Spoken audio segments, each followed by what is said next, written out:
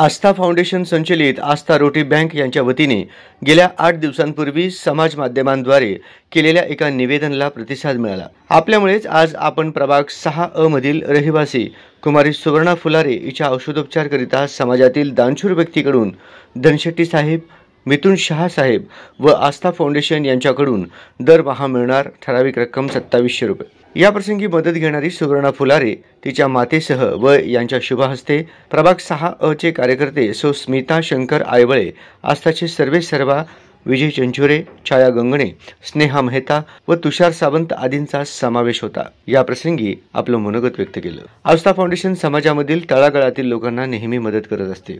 आपणही अशा लोकांसाठी मदत करायची इच्छा असल्यास आमच्याशी संपर्क साधावा, असे आवाहन आस्था फाउंडेशन संचलित आस्था रोटी बँकेकडून करण्यात आले।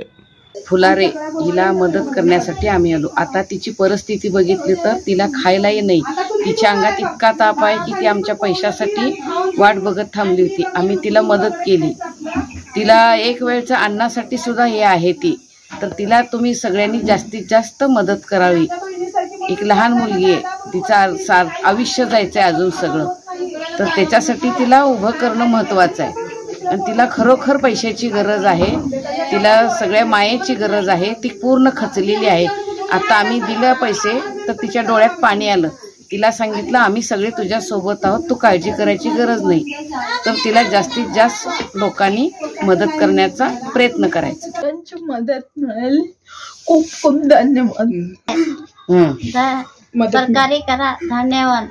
आता कंटिन्यू होते तुझ्याकडे आणि लक्ष देते, तुला खाय प्यायचं पण काय ना सगळ्यांकडे मी मदत करते, तुला नको टेन्शन घेऊ। त्या दादाकडे मी मदत करून देणार आहे, लागतील तेवढं सांग, मी देतो तुला। बस का? घाबरू नको।